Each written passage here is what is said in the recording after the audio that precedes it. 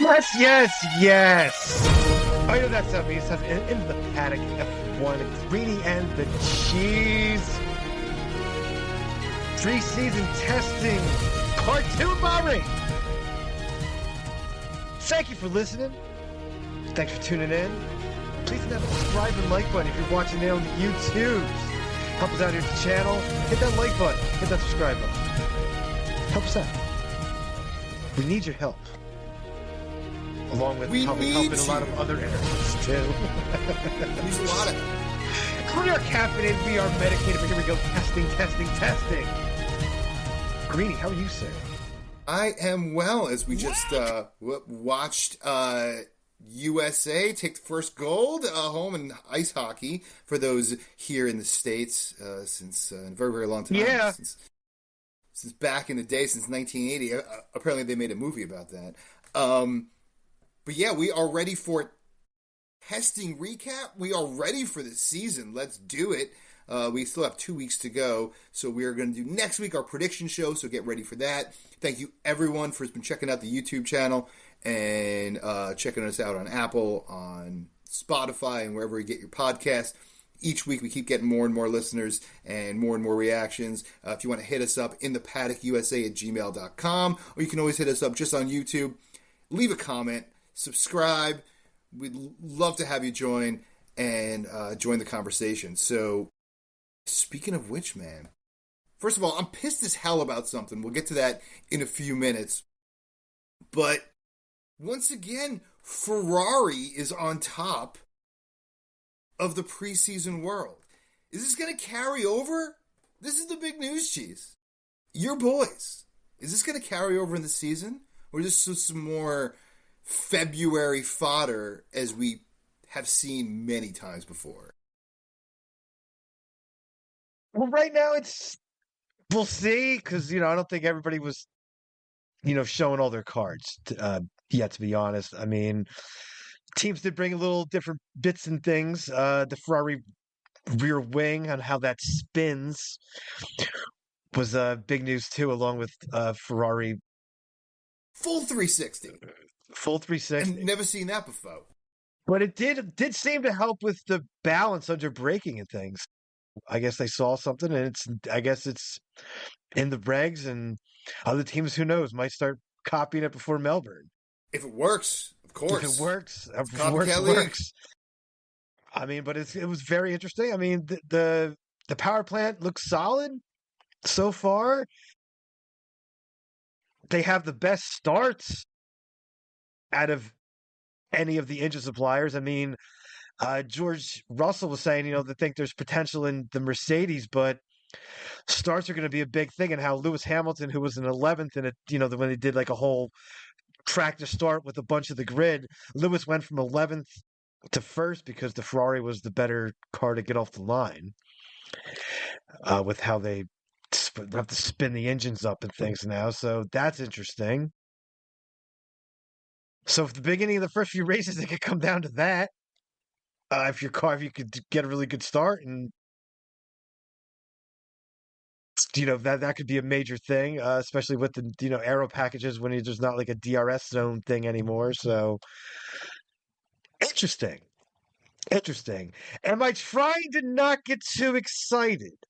Yes, because you have to pump the brakes, because not everybody's showing all their cards. I think teams will bring different bits and things probably for Melbourne after, this 2 weeks of testing.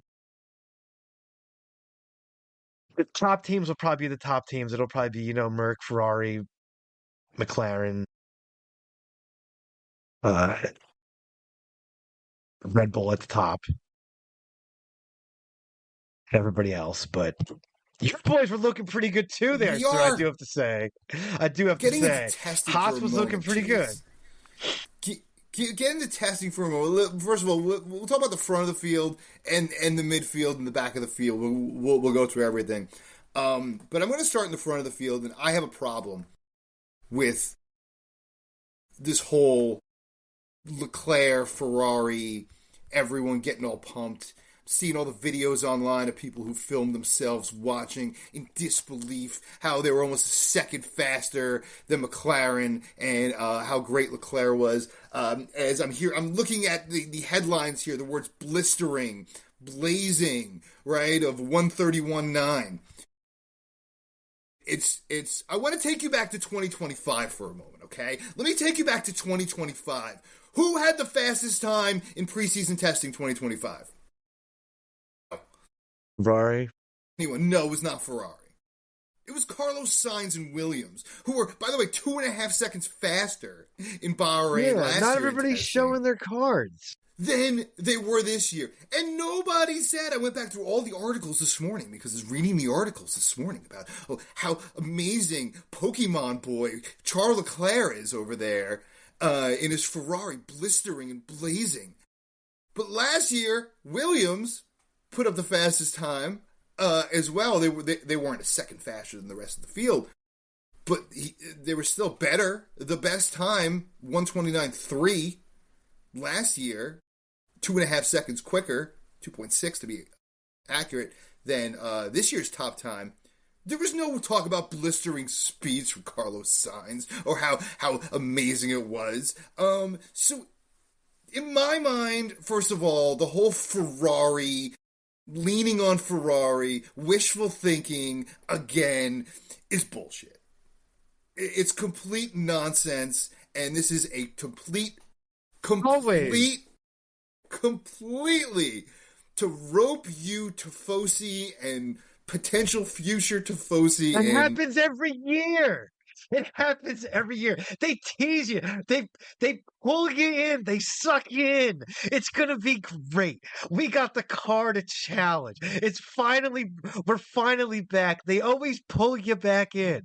It's like that. It's like The Godfather. Every time I think I'm out, and they pull me back in.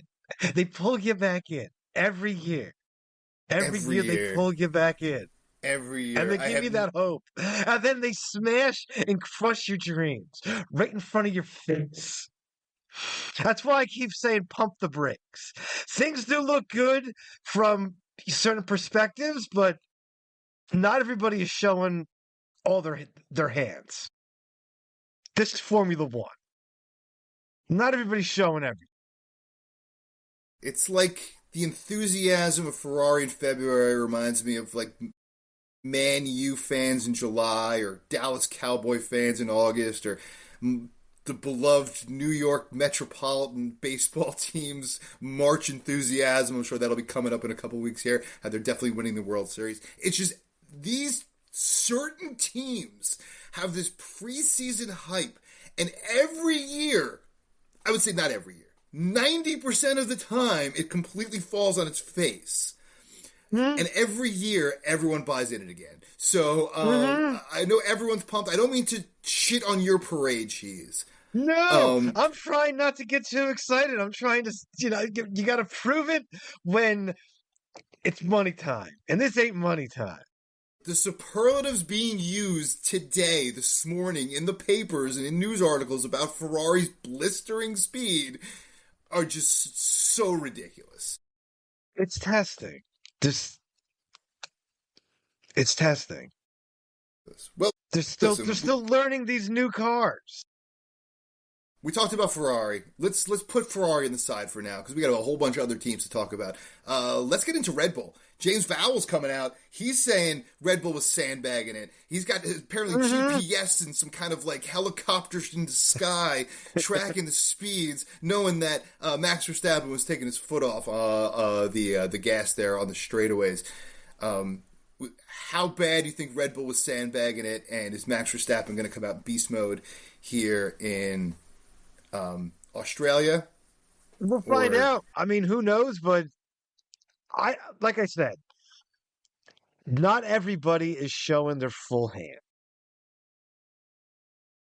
Not everybody's still learning and getting their heads around the battery and the power plant. And it was all about seeing if your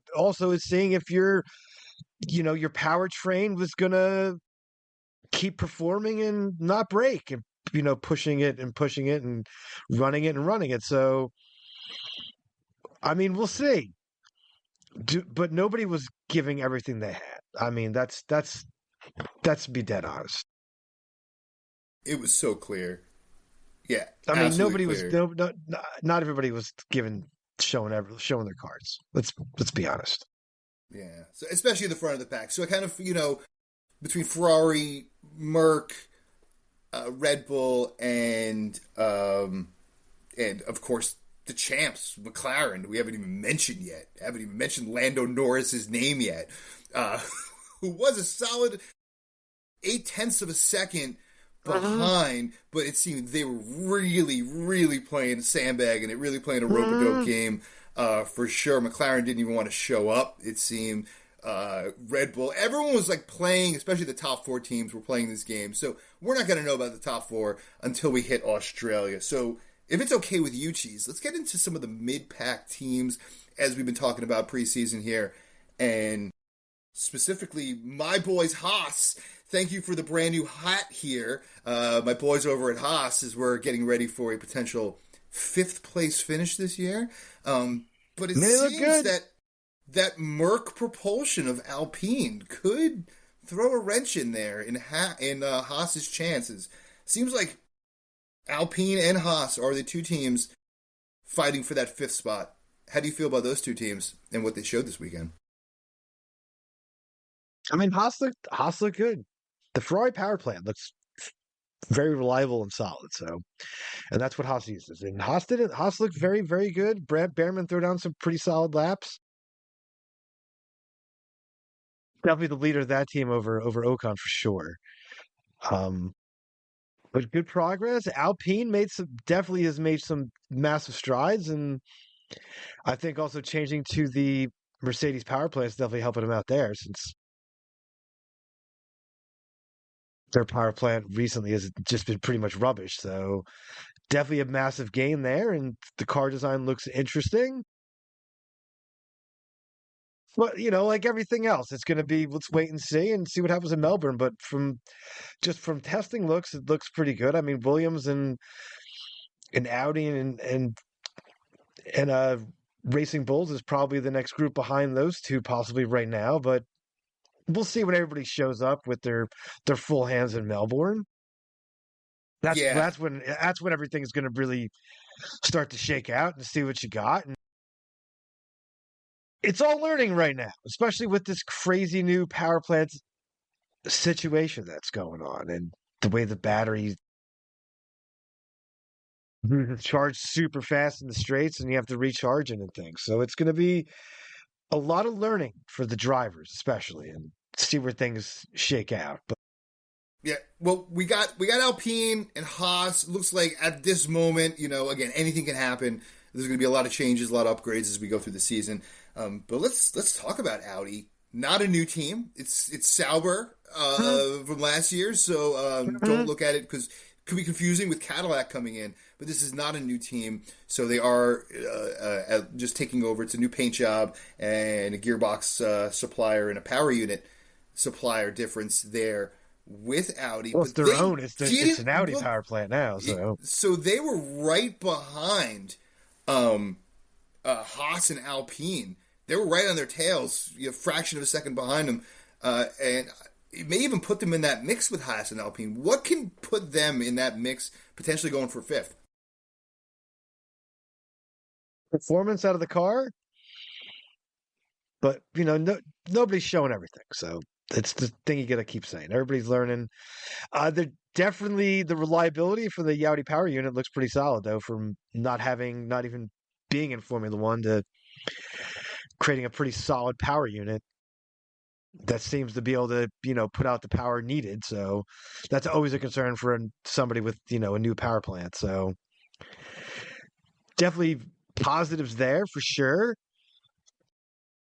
To do a veteran driver too, in the Hulk, so it's definitely going to help with development for sure. So we'll see how things shake out, but is this going to be car performance and what they get out of the power unit and how reliable it's going to be under racing conditions when it's cranked up to full anger mode? which I don't think anybody has put their car into full anger mode yet. No. No one's put full. I think Ferrari's come the closest. I think they just wanted to show and get all those, hoodie and t-shirt and $85 hats Yeah. pre-order because they're in business to make cash as well, so you can't blame them if No. they did that. And plus, you're still paying Lewis Hamilton a boatload of money again this season, so you want to get the most out of whatever you can with Ferrari. If they can podium in Australia, then it's game on. Then it's game on, and even if they fall off, as they have many times before after podium in Australia or having a podium in China or early on in the season, but then it'll be game on. Let's talk about the back of the pack, and before we get to our last two teams, who I've not got to mention yet, again, check us out if you haven't already, if you got this far in the video or on the podcast. Give us a listen, give us a 5-star review or 4-star review or whatever star review you want to give. Feel comfortable giving, but any review and comment and feedback helps. And if you haven't subscribed or given a like to the channel, go ahead and do that now. And without further ado, we're going to get into Cadillac or Aston Martin first, because I got opinions on both those. First of all, Shoot, fire it up. Cadillac.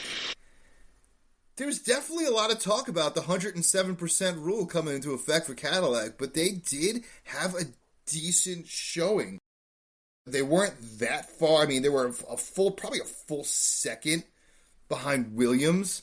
So they would definitely have been pretty far back there and the back of the grid if it wasn't for Aston Martin, who, once again, it seems like just mishap after mishap after mishap, setback after setback. Every time they try to get on track, something happens. They seem completely unprepared. And Adrian Newey does not seem like Adrian Newey of old over there. I don't know if it's a million other moving parts or it's... He's in the bigger role right now, and it's taken him away from just being concerned about the aero of the car. He's running the whole shebang now, being the team principal. I think that's definitely affecting some performance there. They definitely have a power plant issue, it seems, with the Honda power plant for sure. Honda's it's a mess. Honda and Aston Martin, that marriage is a disaster right now. Yeah. So it is like a celebrity marriage. That's a major concern because they haven't been able to run the laps because they just haven't had reliable power unit performance. So that's definitely a major issue. So that's a major concern. Everybody else seems to be, getting pretty solid mileage. I mean, Merck did have some issues was it Antonelli? I think he had to park it, so I think he wasn't getting any battery power whatsoever. So that's something that they definitely probably were taking back to the drawing board. I mean, the best power plant, like I said earlier, is definitely the Ferrari. Ferrari hasn't even used a different power plant. They've used the same one for like each testing, for like all of testing. So, I mean, that's super impressive too, on its own. That they haven't even used a different power plant. It's the same damn thing they've been using the whole time. So that shows a lot of reliability. And anybody under the Ferrari power plant can take that for going. It says, Cadillac's also using that as well. But Cadillac's a brand new team, designing their own chassis for the first time and it's going to be a time to get performance out of the car. You have 2 veteran drivers, which will help. But they're not even thinking about, if they get a point, they'll be like stoked. So it's about just learning for that team all season long. And they're probably pretty much going to be at the back of the pack. And you knew it was going to take a little time before they started to get anything and showing any type of, lap times or anything out of that car to start. It's their first ever testing and getting anything going. So, but it was going to take a minute. Was it going to happen? Roll off the truck and bang, we're throwing down 8th place times here. Like that's not happening. So 2024 Sergio Perez outpaced 2026 Sergio Perez. That's the big question, man. That's the big question. I got to look back at exactly how many points Sergio had. That was a bad year for him, 2024, as we They get recall. like a couple points as a team. That Oh, would be impressive right 10th now. place would be so sweet. That would be like a podium. Absolutely. If they got 10th on, would they be a got into podium 10th for for one Cadillac. race. For one race, that would be like a podium for sure. Absolutely. Yeah. And it looks like at this moment, same with Aston Martin, which is pretty freaking sad. We'll get into all of that next week because we have our prediction show 2026 coming up. Greeny Bucks, we're launching it next week. The Greeny Bucks are back. Am I going to take it again? Are you going to come smash my face? We are tied 4 seasons. We are tied 2-2, dude. So once again, we are a tiebreaker. You were trying to go up 3-1 against me, but I came back, tied up the lifetime head-to-head. One of us is going to take the lead after this season.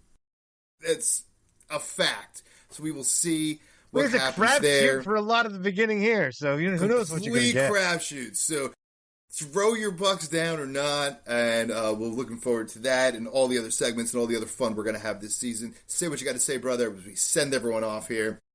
Well, as always, thanks for listening. If you made it this far again, hit that subscribe and like button. Help us out here at the channel.